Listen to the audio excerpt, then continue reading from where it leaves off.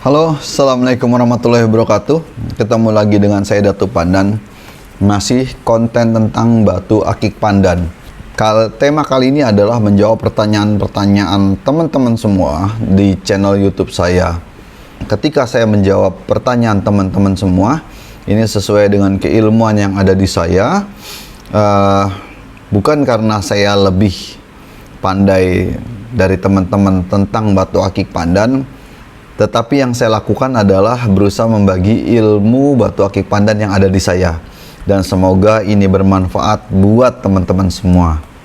Oh iya, jangan lupa like dan subscribe-nya, karena subscribe ini akan membantu memajukan channel batu akik pandan yang sama-sama kita cintai. Dari Bang Rizky Wicaksono, Bang Datu, mohon maaf, mau nanya nih, buat batu pandan yang disebut batu pandan tusuk gigi hanya buat penikmat saja, apa bisa diikutin kontes panjang tapi ramping? Terima kasih. Ini pertanyaan dilayangkan ketika Bang Rizky Wicaksono melihat YouTube tentang menikmati batu pandan merah panjang dan ramping. Yang jelas ketika berbicaranya kontes ada aturan bakunya, termasuk aturan baku tentang dimensi. Dimensi yang diatur di SOP Pandan Lover sampai saat ini hanya mengatur panjang. Kebanyakan dimensi yang diatur di SOP Pandan Lover adalah mengatur bagaimana panjangnya dari ujung sini ke ujung sini. Ada nggak yang mengatur lebar? Ada. Untuk dimensi yang lebarnya diatur ada dua kelas. Yang pertama kelas babon, itu lebarnya diatur harus minimal berapa mili seperti itu. Dan kelas rudal, kedua kelas itulah yang diatur untuk lebar, panjang kali lebar, berbunyi. Jadi hanya pada kelas pandan rudal maupun pandan babon. Terus bagaimana dengan pandan yang lainnya? Dari mulai pandan nanas, pandan kapas, pandan oli, semu oli, bahkan biduri kapas, biduri sisik, biduri sutra, itu ada aturannya enggak? Setahu saya sampai sekarang tidak ada aturan yang mengatur tentang lebar daripada batu akik pandan di kelas tersebut.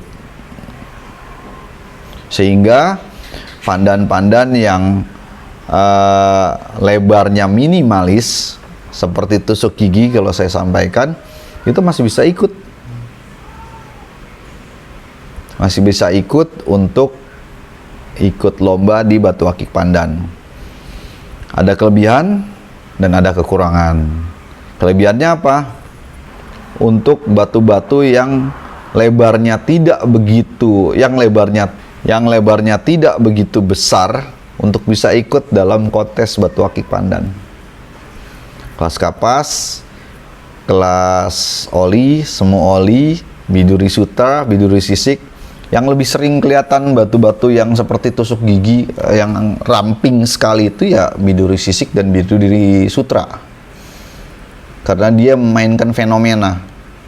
Kalau dia lebar ya fenomenanya kurang oke. Rata-rata kecil-kecil tuh, tipis, lebarnya tidak terlampau lebar untuk kelas biduri sisik maupun biduri sutra.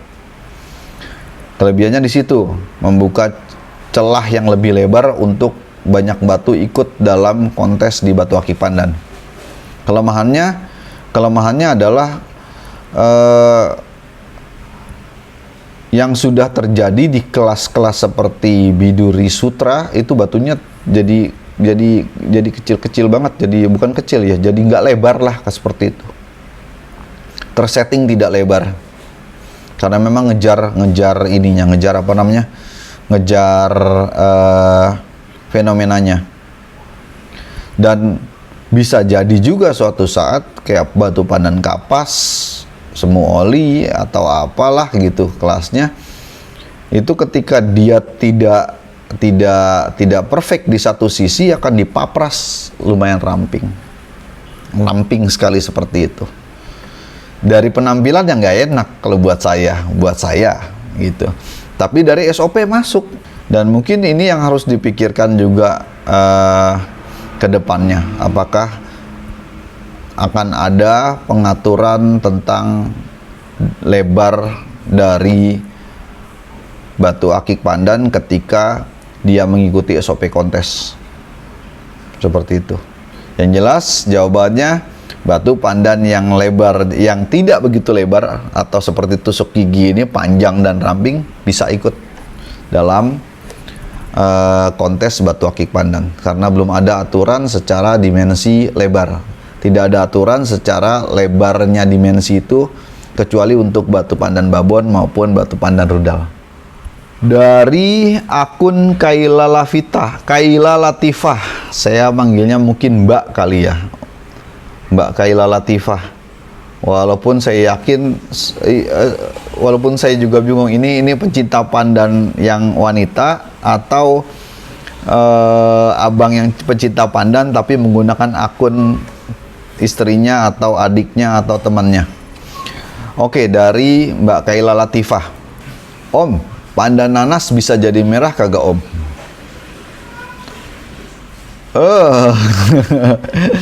Sepengetahuan saya pandan nanas nggak bisa jadi pandan merah, Bang. Ketika sudah jadi pandan nanas, ya nggak berubah menjadi pandan merah karena memang prosesnya beda. Kecuali kalau memang dari proses awal mungkin ya, saya nggak paham untuk proses itunya. Yang saya dapat pengetahuannya adalah bahwa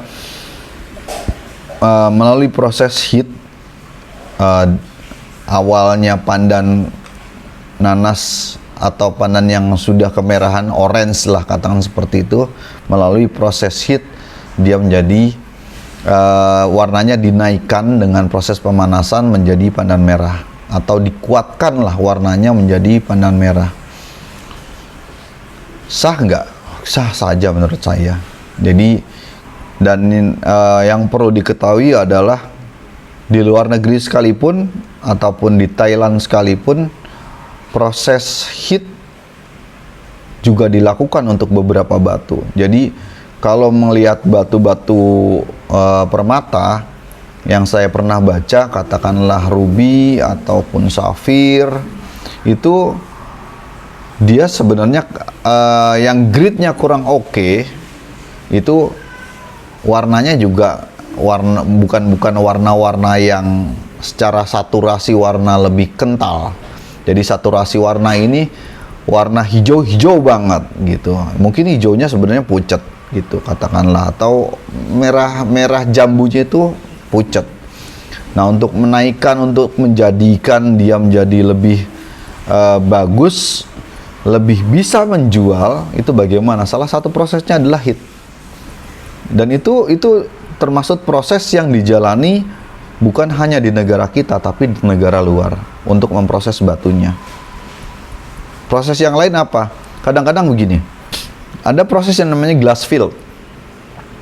Jadi batu yang namanya batu alam yang gridnya kurang oke, itu ada retakan lah katakan seperti itu, ada cuil lah, atau ada celah lah seperti itu. Sekarang bagaimana dia yang tadinya tidak memiliki nilai ekonomis, kalau misalnya kita mau hanya memilih batu-batu yang kualitasnya baik, ya cuman sedikit lah dan harganya mahal. Terus yang banyak ini mau diapain gitu? Yang banyak ini ya di treatment, di glass field, yang ada retakan, yang ada cuilan, yang ada celah, diisi katakanlah, diisi kemudian diproses secara lebih lanjut. Saya juga prosesnya kurang paham, tapi dengan proses itu batu itu menjadi terlihat lebih mulus. Tapi memang proses glass field di luar negeri sudah bagus sekali dan sudah maju sekali. Dan proses-proses treatment dari batu is oke aja. Toh setahu saya batu-batu yang dinaikkan saturasi warnanya harganya juga lumayan, Bang. Yang prosesnya di glass field juga harganya lumayan gitu. Lumayan tinggi. batu-batu permata. Cuman saya juga nggak sampai paham berapa harganya. Kalau memang mau yang sempurna sekali, saturasinya oke, kejernihannya oke, tidak ada proses glass fill, tidak ada proses heat, tidak ada proses iradiasi untuk menaikkan warnanya, ya mahal, asli mahal banget, gitu.